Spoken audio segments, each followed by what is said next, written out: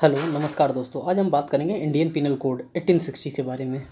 ये ये 1860 का जो इंडियन पिनल कोड है, आज हम इसके बारे में बात करेंगे कि हाँ, इंडियन पिनल कोड से रिलेटेड कौन कौन से क्वेश्चन जो बहुत इंपॉर्टेंट होते हैं, इंडेक्स पॉइंट ऑफ व्यू से कौन से क्वेश्चन इंपॉर्टेंट होते हैं, कौन प्री से रिलेटेड क्वेश्चन होता है और कौन मेंस से रिलेटेड क्वेश्चन होता है, और कौन कौन सा केस लॉ यहाँ पे इंपॉर्टेंट है। उन सभी चीज़ों के बारे में आज हम इस वीडियो में बात करने वाले हैं।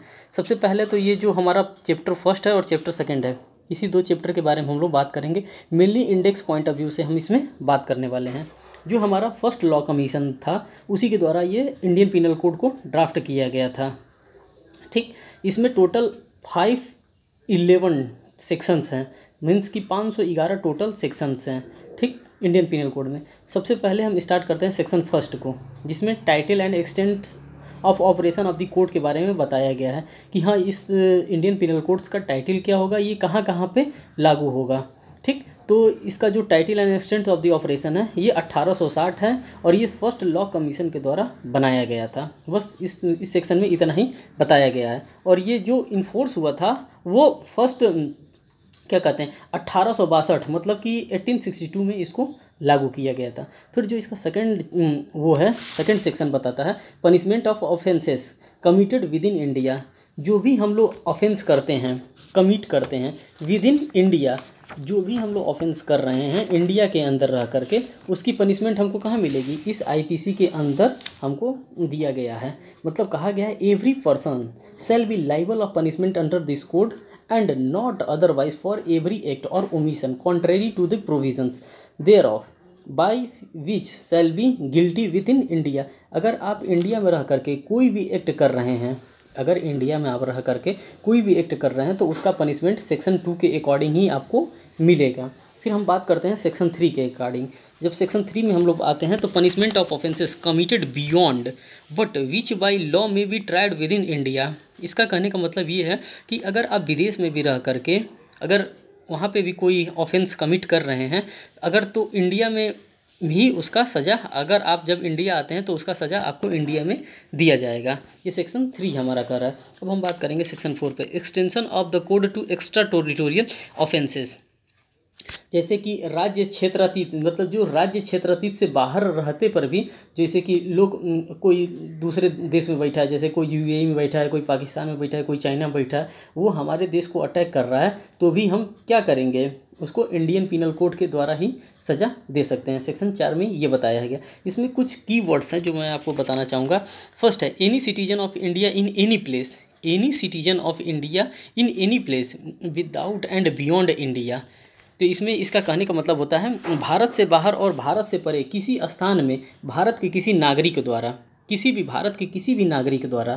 फिर दूसरी बात बताते हैं, भारत में रजिस्ट्रीकृत किसी भी पोत का मतलब होता है शिप होता है, एयरक्राफ्ट होता है, चाहे वह कहीं भी हो, किसी के भी द्वारा अपराधों को लागू होता है। फिर इसमें तीसरी बात बताई जाती है, जैसे कि कंप्यूटर रिसोर्सेज के द्वारा भी क्या किया जाता है, अपराध किया जाता है। तो मेनली इसमें जो हमारा इंपॉर्टेंट सेक्शन होता है वो सेक्शन 2 होता है और सेक्शन 3 होता है। सेक्शन 4 से भी बड़ा कम क्वेश्चंस आते हैं, लेकिन इसमें जो की पॉइंट है सेक्शन 4 का, वो एनी सिटीजन है और एनी पर्सन है और कंप्यूटर रिसोर्सेज है। यही 3 इसमें कीवर्ड है सेक्शन 4 में। सेक्शन 5 का हमारे बताने का मतलब ये है certain law not to be affected by this act. जो कुछ लॉ है यहाँ के एक्ट को अफेक्ट नहीं करता है। सेक्शन 5 में बहुत इंपॉर्टेंट नहीं है।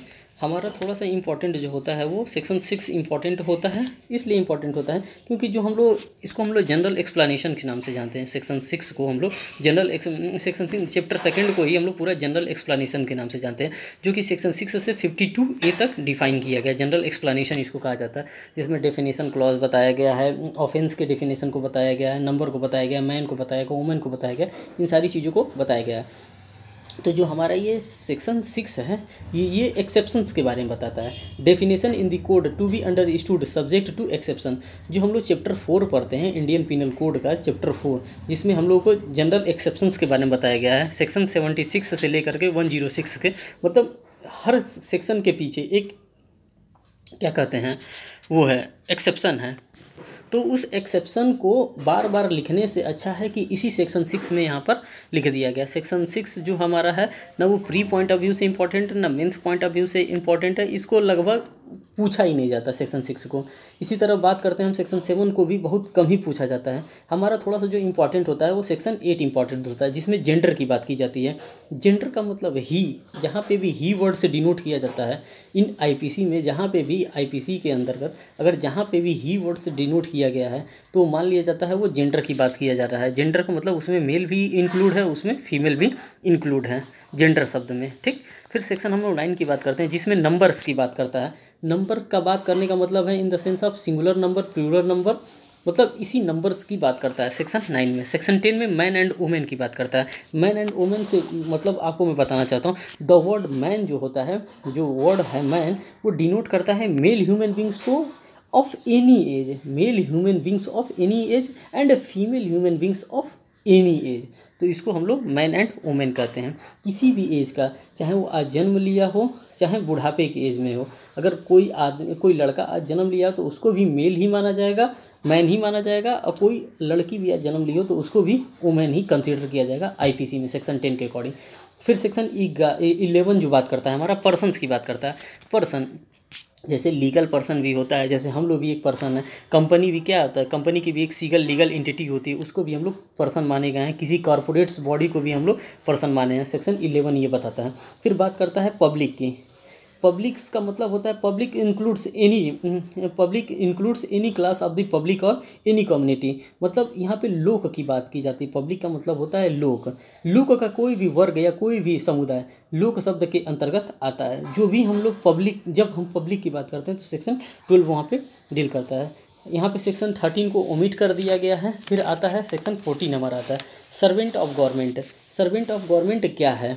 The word servant of government denoted any officers or servant continued, appointed or employed in India by the under authority of government। जिसको भी सरकार के द्वारा अपॉइंट किया गया है, सरकार के द्वारा जिसको भी अपॉइंट किया गया है, जो भी सरकारी कर्मचारी है उसको सर्वेंट ऑफ गवर्नमेंट कहा जाता है, ठीक। सेक्शन 15 भी हमारा रिफिल्ड है, सेक्शन 16 भी हमारा रिफिल्ड है। अब हम बात करते हैं सेक्शन 17 की, जिसमें गवर्नमेंट को डिफाइन किया गया है। गवर्नमेंट क्या होता है?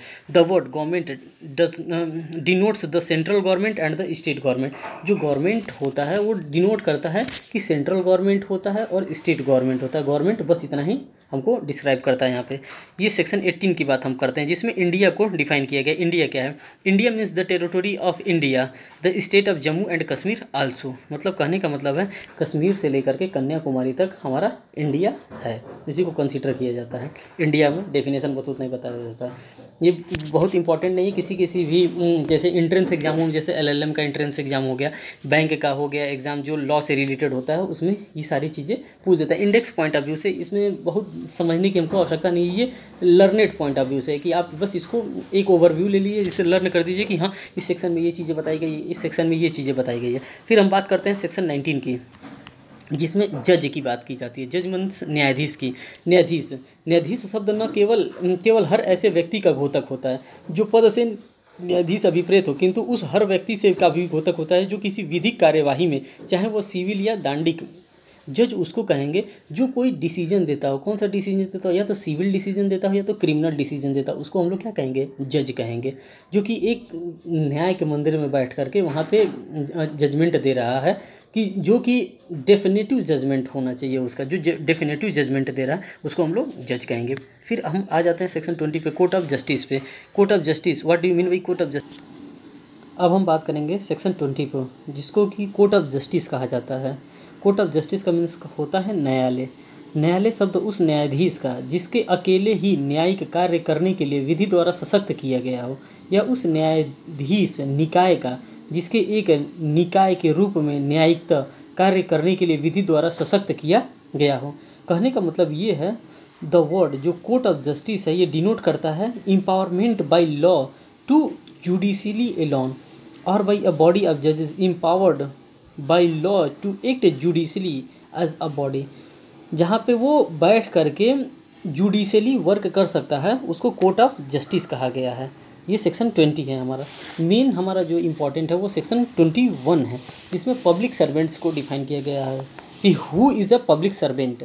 The word public servants denotes a person falling under any of the descriptions here in. जैसे कि जब हम लोग सेक्शन 21 का बेयर एक्ट खोल करके देखेंगे आईपीसी में सेक्शन 21 को खोल करके हम देखेंगे तो उसमें 12 क्लॉज को बताया गया है, फर्स्ट सेकेंड थर्ड फोर्थ करके बताया गया कि कौन कौन पब्लिक सर्वेंट होता है, कौन कौन पब्लिक सर्वेंट नहीं होता है, जिसमें कि हम every commissioned officer, military, naval, air force, ये सभी के सभी पब्लिक सर्वेंट्स होते हैं। एवरी जजेस including any persons empowered by law discharge whether by himself or a member of any body persons and education functions, ये सभी के सभी हमारे पब्लिक सर्वेंट्स कहलाते हैं।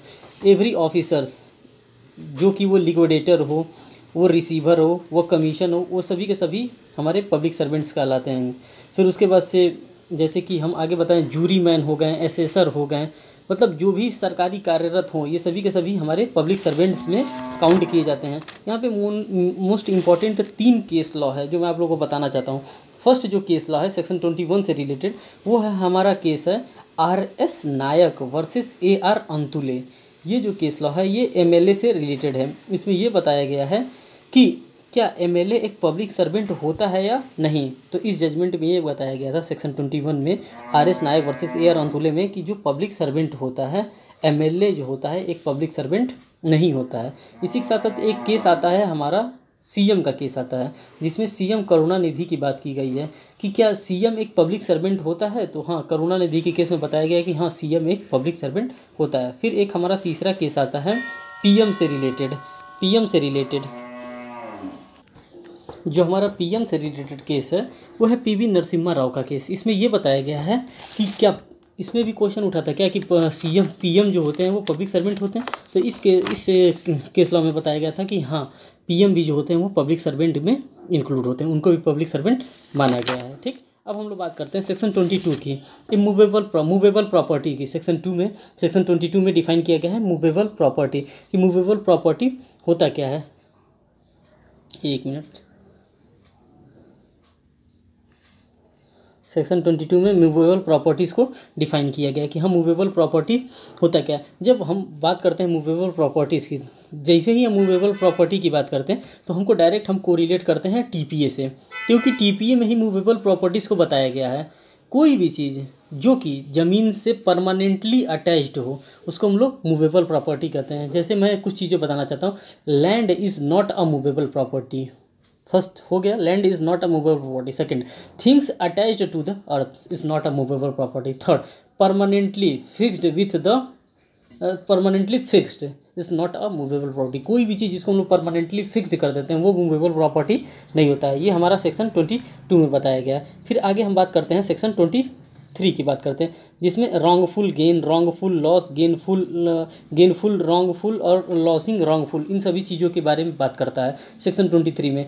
गेन रॉन्गफुल का मतलब होता है कि किसी से कोई चीज़ आपका न होते हुए भी हम किसी दूसरे से ले लेते हैं, तो ये हमारा जो होता है ये रॉन्गफुल गेन में होता है, इसको हम रॉन्गफुल गेन कहते हैं। रॉन्गफुल लॉस वो होता है जो कि हमारा रहता है लेकिन वो किसी दूसरे के द्वारा ले लिया जाता है, उसको रॉन्गफुल लॉस कहा जाता है। फिर इसी में आता है गेनफुल रॉन्गफुली, गेनिंग रॉन्गफुली और लूसिंग रॉन्गफुली। ये दोनों कॉन्सेप्ट एक दूसरे के वाइस वर्सा है। इसमें जो सेक्शन 23 से हमारा रिलेटेड एक केस है वो KN मेहरा का एक बड़ा इंपॉर्टेंट केस है। KN Mehra versus state of Rajasthan का केस है, वो सेक्शन 23 से रिलेटेड है। फिर हम लोग बात करते हैं सेक्शन 24 से, जो कि डिसऑनेस्टली से डील करता है। डिसऑनेस्टली का मतलब होता है anythings with the intention of causing wrongful gain to one person to wrongful loss to another person is said to be dishonestly. किसी से बेईमानीपूर्ण, प्रवंचनापूर्ण किसी से कोई सामान ले लेना, इसको डिसऑनेस्टली कहते हैं। ये IPC में इसी चीज़ को बताया गया। ये जो सारे सेक्शंस हैं ये बड़े इंपॉर्टेंट नहीं होते, ये इंडेक्स पॉइंट ऑफ व्यू से पूछे जाते हैं। जैसे कि प्रीलिम्स के एग्जाम में, PCHA के प्रीलिम्स के एग्जाम में जैसे बिहार में इस टाइप के क्वेश्चन आ जाते हैं, यूपी में इस टाइप के क्वेश्चन आते हैं, लेकिन जो DGS वगैरह का क्वेश्चन होता है इस टाइप के क्वेश्चन दिल्ली जुडिशियल सर्विस में चाहे और कहीं पर भी नहीं बनाए जाते हैं। फिर इसी में हम बात करते हैं फ्रॉडुलेंटली की, जो सेक्शन 25 में डिफाइन किया गया। फ्रॉडुलेंटली क्या होता है?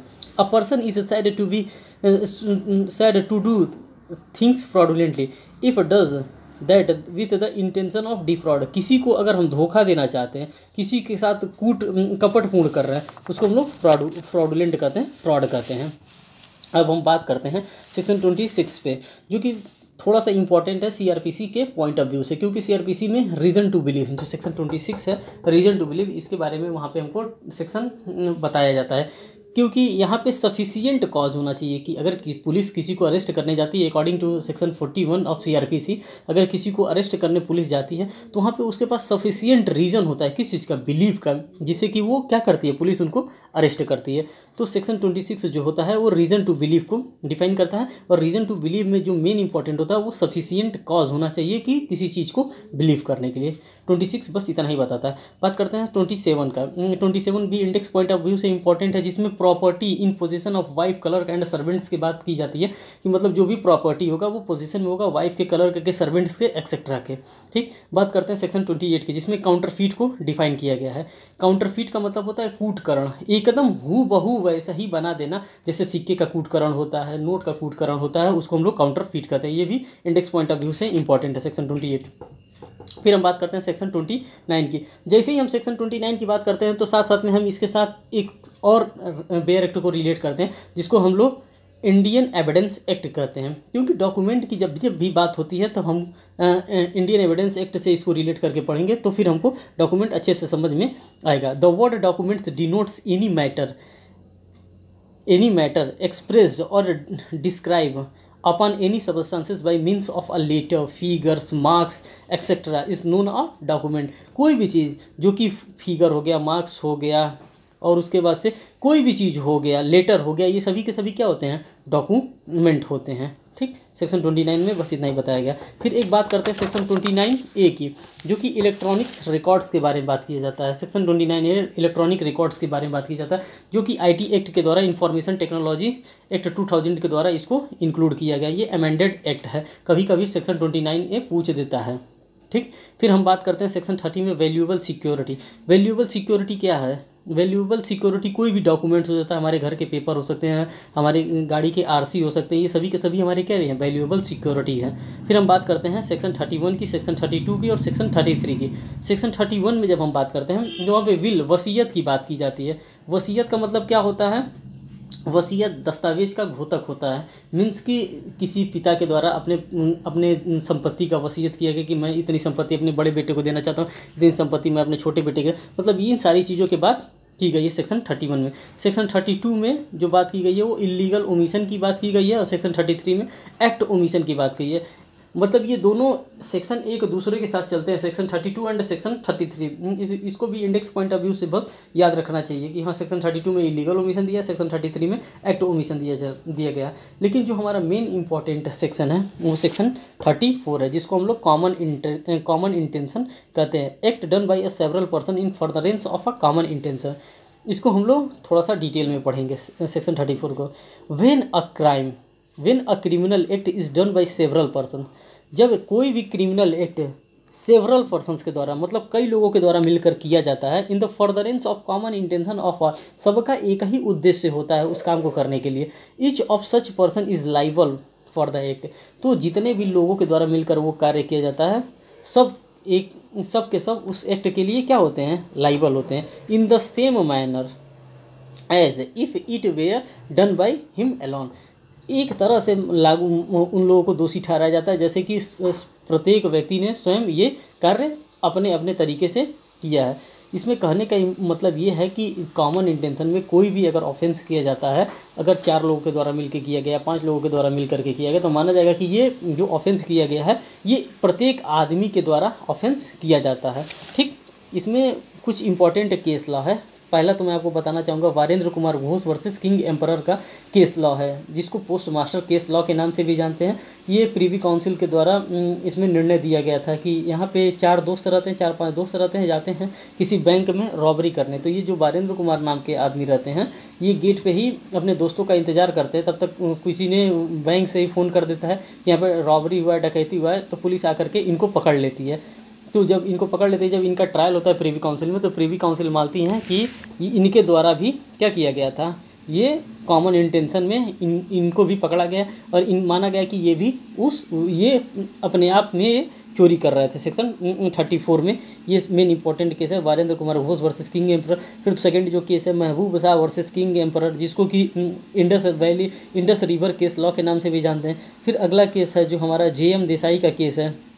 ये एक्टिव पार्टिसिपेशन से और फिजिकल क्या कहते हैं physical necessary presence is not यहाँ पे नेसेसरी है। जो JM देसाई का केस है यहाँ पे फिजिकल प्रेजेंस यहाँ पे नेसेसरी नहीं है सेक्शन 34 में ही। फिर एक और हमारे पास केस आता है ऋषि देव पांडे का, जो कि ऑन द स्पॉट जो क्या चीज़ होता है डेवलप होता है, कॉमन इंटेंशन जो होता है वो डेवलप होता है सेक्शन 34 में। फिर हमारा आ जाते हैं सेक्शन 35 पे। सेक्शन 35 भी बहुत इंपॉर्टेंट नहीं है, सेक्शन 36 भी बहुत इंपॉर्टेंट नहीं, 37 भी इंपॉर्टेंट नहीं है मेनली।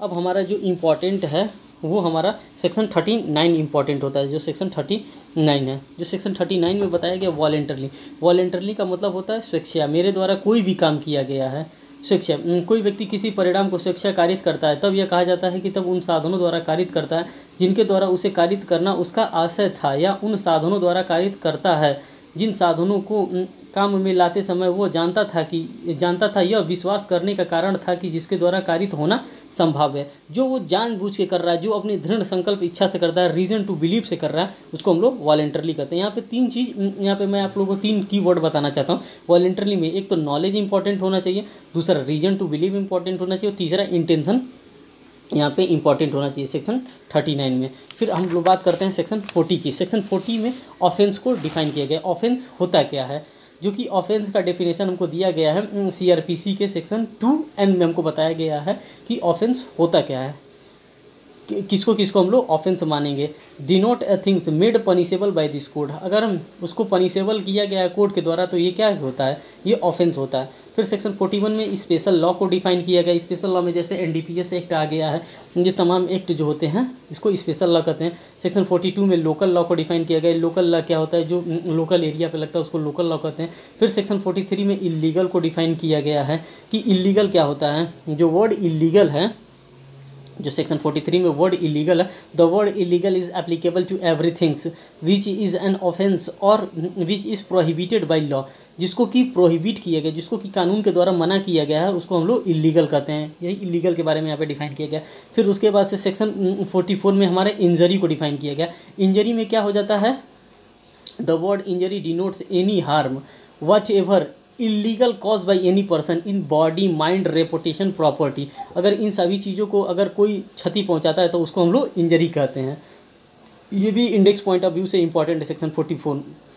फिर आते हैं, हम बात करते हैं सेक्शन 45 पे, जो कि लाइफ को डिनोट करता है। लाइफ कैसा लाइफ, किसी भी लाइफ के बारे में बात करता है। The word life denote the life of human being, किसी भी लाइफ को, मतलब ह्यूमन बींग के किसी भी एज के लाइफ की बात करता है कि हाँ अगर ये आदमी जीवित है तो इसके लाइफ के बारे में 45 बात करता है। डेथ की बात करता है सेक्शन 46, एनिमल्स की बात करता है सेक्शन 47, वेसल्स की बात करता है सेक्शन 48, ईयर मंथ की बात करता है सेक्शन 49। यहाँ पे थोड़ा सा इंडेक्स पॉइंट ऑफ व्यू से इंपॉर्टेंट है सेक्शन 49, क्योंकि यहाँ पे जो ईयर और मंथ की बात की जाती है वो ब्रिटिश कैलेंडर की बात की जाती है। जो हम लोग ईयर और मंथ कैलकुलेट करते हैं यहाँ पे ब्रिटिश कैलेंडर के द्वारा ये हम लोग कैलकुलेट करते हैं। फिर सेक्शन 50 में सेक्शंस की बात की जाती है। फिर सेक्शन 51 में ओथ की बात की जाती है, जो ओथ हम लोग लेते हैं, जिसको हम लोग शपथ कहते हैं, जो कि कोर्ट ऑफ लॉ में लेते हैं। फिर हम लोग बात करते हैं सेक्शन 52 में गुड फेथ की। गुड फेथ का मतलब क्या होता है, nothing is said to be in done believe in the good faith which done is believe without due to care and attention. जो भी काम हम लोग केयर एंड अटेंशन में करते हैं उसको हम लोग गुड फेथ कहते हैं। फिर हमारा एक मेन इंपॉर्टेंट सेक्शन आता है 52 harbour. The harbour except this section. Harbour का मतलब होता है किसी को छिपाना। इसमें एक मोस्ट इंपॉर्टेंट केस आता है जो राजीव गांधी एसेसिनेशन केस से रिलेटेड है, Nalini versus state of Tamil Nadu.